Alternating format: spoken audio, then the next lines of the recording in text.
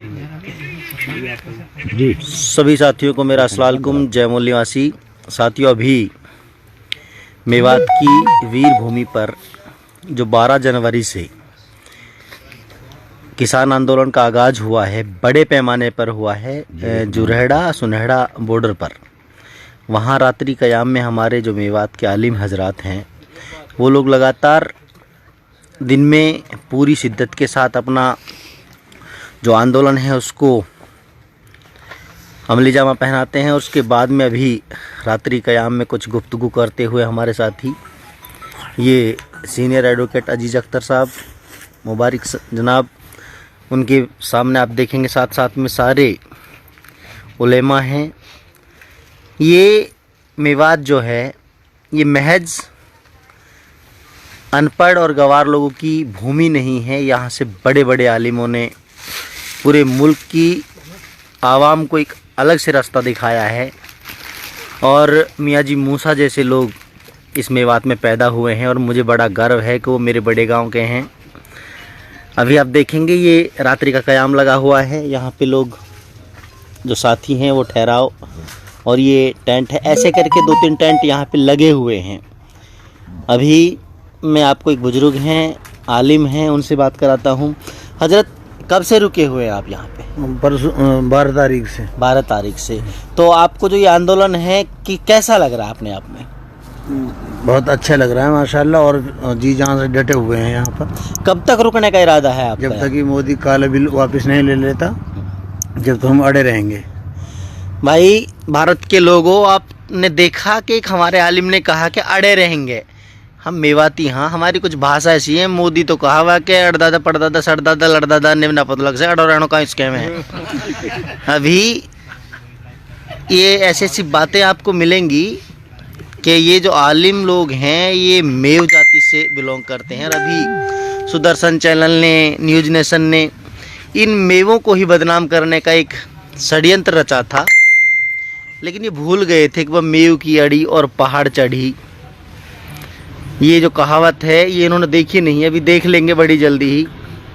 ऐसे ये रात्रि का क़याम है और ये मेवात में ही नहीं, जहाँ जहाँ पूरे मुल्क में लगभग 700 जगह जो आंदोलन चल रहा है, उन सब जगह ऐसे ही लोग अपने घर बार को छोड़कर, अब आप समझ सकते हैं कि -डिग्री में तापमान है और -डिग्री के तापमान में भी लोग घरों को छोड़कर जब आंदोलन के लिए अपनी आने वाली नस्लों और फसलों को बचाने के लिए घर बार छोड़ चुके हैं। बाबूजी, वकील साहब, आप ये बताइए कि ये किसान आंदोलन है, ये कब तक चलने वाला, क्या संभावना है इसकी? ये आंदोलन मेवाती में बोली बाबूजी। अपनी नस्ल और फसल को बचाने के लिए ये आंदोलन शुरू हुआ है और तब तक ये काले कानून वापस नहीं हो जाते, तब तक मेव अपनी बातों पे आंदोलन को जारी रखेंगे। और उम्मीद ये है कि ऐसी ठंड में भी सरकार भी झुकेगी, ऊपर वाला हमारी सुनेगा। बाबूजी, कहाँ चाह रहे हो मोदी दरअसल वो जो अड़ियल रवैया इसने अख्तियार किया हुआ है, निरंकुश शासक जो होते हैं उनका जब अंत नज़दीक आता है वो जिद पे आ जाते हैं अपने पे, और जिद और अहंकार हमेशा शासक के लिए खतरनाक होता है। उसको अपने तख्त ताज छोड़ना पड़ेगा। हमने तो न सुनिए बाबूजी, को अदानी पडानी बतायो, वक्त चक्कर में पड़ रहे हो। भाई सच्ची बात यह है कि ये सरकार जो है, जो बड़े घराने हैं, कारपोरेट कहते हैं जिसको, उनके हक के लिए, उनको ज़्यादा से ज़्यादा फ़ायदा पहुंचाने के लिए ये सरकार आम जन की भावनाओं कदर ना करते उनके हक के लिए अड़ी हुई है। और जहां इसका अड़ियल रवैया है, जो ये जन आंदोलन है, इसको इसकी गद्दी से उतार फेंकेगा, क्योंकि ये जन क्रांति है और ऐसा आभास हो रहा है इसका अंत नज़दीक है। अच्छा बाबूजी जी, जैसे अभी भारत के किसान लगातार इस मुहिम में बढ़ चढ़ कर हिस्सा ले रहे हैं और ये लोग आरोप लगा रहे हैं कि भाई ये तो खालिस्तानी हैं, इनको फंडिंग मिल रही है, कोई कुछ, इसमें किस नज़रों से देखते हो आप? ये जो पार्टी बीजेपी है, जिसका ये मुखिया है नरेंद्र मोदी, वो आरएसएस उसकी वो मेन विचारधारा है जिनकी, वो उनका मेन जो इशू है, जो जो सरकार में आने का है, वो दोनों मुसलमान, हिंदू मुसलमान का झगड़ा करा करके और उनका इशू उठा करके ये इसमें सत्ता में आई थी। लेकिन क्योंकि अब 3600 बिरादरी इस आंदोलन से जुड़ चुकी हैं और ऐसा आभास हो रहा है कि जल्द ही इनका अंत होगा। तो अभी हमारे साथ एक बहुत सोशल एक्टिविस्ट मुबारक अटेरना। मुबारक भाई जी, क्या एक दिन हो गए हीन मेवात में आंदोलन चलते हैं? यहाँ 12 तारीख से शुरू हुआ है जी। यहाँ ना हीन, हाँ हीन, हाँ। हाँ हीन 12 तारीख से शुरू हुआ है और ये आंदोलन जब तक चलेगा जब तक मोदी ये नहीं कह देता कि भाई मैं अब हार गया और तुम जीत गा। सीधी सी बात है। अच्छा ये बता भाई, जैसे मेवात के लोग लगातार अब आपके आंदोलन में यहाँ पे शिरकत कर रहे हैं, आज तो कई हजार की तादाद में आदमी थे, तो गाँव के आदमी कहाँ पूछ रहे हैं तम उनसे, जैसे पूछो तुम? गाँव का आदमी पूछा भाई कि आप कैसे कहाँ रह गए, कहाँ ना है, उनकी समझ में तो अभी पूरी तरह आयो भी ना है। अगर उनकी पूरी समझ में बैठ गो ना कि हमारी जमीन छीनने के चक्कर में, और वह तो लाठी लेके चल देंगे हम मेवा, और जब हम तो अब अड़गा मोदी की अच्छा भी कह सके अगर गांव के आदमी नु पता लगे धसा देंगे यार, अरे तोड़ देंगे जी, धसाड़ा की बात कहाँ है। अच्छा हाँ बिल्कुल मेवा जी, ये तो मतलब मोदी तो कहना अड़ियल रवैया, ये अड़गा ना ये दिल्ली पे पहुंच जाऊंगा। अच्छा हजरत हमारे साथ हैं, अभी देखिए मैं आपसे पूछना चाहता हूँ, आपको यहाँ लगातार हम देख रहे हैं, आप खिदमत भी कर रहे हैं, दिन में मोर्चा संभालते हैं, अभी रात में अपने साथियों के साथ बैठे हुए हैं, क्या क्या कहना चाहते हैं आप? हम तो कहना चाहते हैं हमारी कोशिश है और मेहनत है, कर रहे धन्यवाद जात अल्लाह की, वही कामयाब करेगा हमें। अभी जैसे देश में पूरा कोई हिंदू ना रहा, कोई मुसलमान ना रहा, कोई सिख ना रहा, कोई ईसाई ना रहा, सब एक प्लेटफॉर्म पर आ गए किसान जाति के नाम पर, तो ये आप इसको किस नज़र से देखते हैं, कितना अच्छा हुआ है? ये बहुत अच्छा हुआ है, किसानों ने एकता कर कर अपने हक के लिए लड़ाई लड़ रहे हैं। देखिए ये आलिम लोग हैं, ये लगातार बच्चों को तालीम देते हैं, मदरसों में पढ़ाते हैं, और ये जो इस बात को लेकर चले हैं कि भाई ये हमारा देश में जो मीडिया के द्वारा प्रोपेगेंडा करके एक प्रकार से हिंदू मुसलमान का जहर घोला गया, उसमें भी एक बिल्कुल से एक अलग से निखर कर एक बात आई है कि सब लोग भाई हैं और एक वो हैं। तो अभी ये देखिए सारे साथी हमारे ऐसे ही बैठे हुए हैं और कुछ साथी बाहर भी टहल रहे हैं, और जो बरकत का मामला है इस इलाके के लोगों में जो सखावत है, मैं आपको दिखाऊं कि कई क्विंटल खाने का सामान हम आज दिन में बंटवा चुके थे। ये पूरा मूंगफलियों का एक कट्टा है, वो मूंगफली रखी हैं, चावल रखे हैं, केले रखे हैं, संतरे, सेव, इतनी बड़ी तादाद में लोग दिल खोलकर यहाँ पर किसानों के लिए, जो यहाँ धरने पर बैठे लोग, उनके लिए बिल्कुल सामान भेज रहे हैं जिनके पास नहीं आया जा रहा है। मैं आप लोगों से भी अपील करता हूँ कि हर इंसान के पास देने के लिए 5 चीज़ें हैं: समय, श्रम, पैसा, बुद्धि, हुनर। आप इस आंदोलन में जो भी दे सकते हैं वो दीजिए।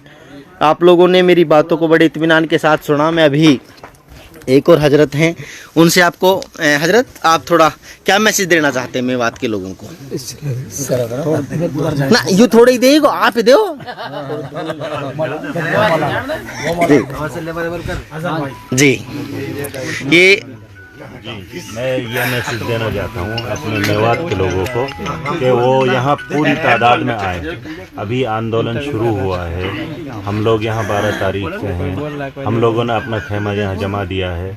अड़ोस पड़ोस के जो गांव वाले हैं, हम चाहते हैं कि वो भी अपना खेमा यहाँ जमा के रखें, हमारा साथ दें। जिस तरह हम लोग यहाँ ठंड में परेशान हैं, या इस आंदोलन की वजह से लगाओ, या आप हजरात जो आ नहीं पहुँच रहे हैं यहाँ, उनकी वजह से मतलब ठंड में हम लोग यहाँ पड़े हैं, तो आप भी हमारा साथ दें। इसी तरह जो जहाँ तक ये आवाज़ हमारी पहुँच रही है, चाहे सोशल मीडिया के ज़रिए पहुँच रही हो, चाहे या कैसे भी करके, जैसे हम यहाँ रोज़ाना जैसे यहाँ आंदोलन की नीयत से लोग आते हैं और जमा हो जाते हैं, और वो यहाँ काले कानून के बारे में यहाँ बताते हैं, उसको उठाकर उस एक आवाज़ बनना होगा हमें पूरी कौम को, और ये आवाज़ हमारी इंशाल्लाह दिल्ली तक पहुँचेगी।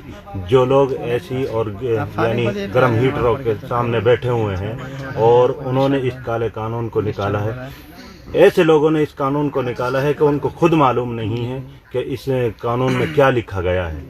उसके न उनको मालूम नहीं है, इसीलिए वो खुद इस बिल में यानी जो उन्होंने लिखा है उलझ चुके हैं और पूरे देश को उन्होंने इसमें उलझा के रखा है। इंशाल्लाह हम एकता के साथ और इसी तरह लड़ते रहेंगे जब तक कामयाबी नहीं मिलेगी, यहाँ डटे रहेंगे। हजरत, क्या जैसे देश का जो दस्तूर है, जो संविधान है, उसको बचाने की भी ये लड़ाई है? जी हाँ, कि देश के दस्तूर को भी बचाने की लड़ाई है ना? जी बिल्कुल। क्योंकि देश के दस्तूर में ये प्रावधान है कि भाई कोई नया कानून बने, और उसी दस्तूर में ये प्रोविजन भी है कि कोई कानून अगर जनता के हित का नहीं है तो उसको ख़त्म किया जाए। तो एक प्रकार से ऐसा करके ये सरकार जो तानाशाही पे उतारू है, ये देश के जो दस्तूर है, जो संविधान, उसको ख़त्म करना चाहती है। तो आप लोग इसकी जो ये तायद करते हैं कि भाई इसको ये बचाना है, हमें देश के दस्तूर को, संविधान को बिल्कुल बचाना है। आप लोग बाबूजी, ये देश के संविधान को बचाने की भी लड़ाई है, आप इसमें? संविधान को बचाने की भी लड़ाई है, और क्योंकि सारा देश प्रजातंत्र लोकतंत्र को मानता है, संविधान की रक्षा करना भी हमारा। देखिए साथियों, ये हमारे सभी साथियों ने अपने विचार रखे। अभी मैं दो साथियों से और आपको रूबरू कराता हूँ। साथी, आप भी ये बताइए, कब से आप यहाँ पे रुके हुए हैं? जी, आपसे बोल रहे हम यहाँ, अपना नाम भी बता दीजिए। मोहम्मद अरशद जी। हम यहाँ 12 तारीख से हैं और हम किसान आंदोलन का जो है पूरा सहयोग कर रहे हैं। जो कृषि कानून मोदी ने नाफिज किए हैं, वो तीनों कानून हमारे किसानों के लिए बहुत ख़तरनाक हैं और मोदी हमारे किसानों को बर्बाद करना चाहता है। अभी तो हमारे मेवन के बुद्धि में कुछ बात बैठी है थोड़ी थोड़ी सी, और अब मेरे हिंसू आ गया, मोदी बबरांग ढंग से ऐसे बबरांग गया है या भिट में बढ़ा देंगे, ढंगंदर जा गया। उन्होंने कहा पता बिटका इसके हैं बेचारे बनाने की तो कहा सोचो, बनाना दूर की बात है, ये लिख भी ना सोच भी ना पाए कानून के बारे में। ठीक बात। अब लोगों को आहिस्ता आहिस्ता जागरूकता हो रही है और लोग जान भी रहे हैं कि 3 कानून कौन कौन से हैं। हमारे मंच से उनको हम रोज़ाना इसके बारे में बताते हैं, भाई 3 कानून ये हैं और ये 3 कानून से किसानों को मतलब बर्बाद करना है, अडानी और अंबानी को आबाद करना है। वैसे मैं इतना ही कहना चाहता हूँ। अस्सलाम वालेकुम। ठीक, चलो कोई बात नहीं। अभी साथियों हम दोबारा थोड़ी देर बाद लाइव आएंगे, कुछ साथियों से बात कर लें, कुछ साथियों में थोड़ा और एनर्जी आ जाए, उसके बाद दोबारा हम लाइव आते हैं, फिर बात करेंगे दोबारा। ठीक है, ओके।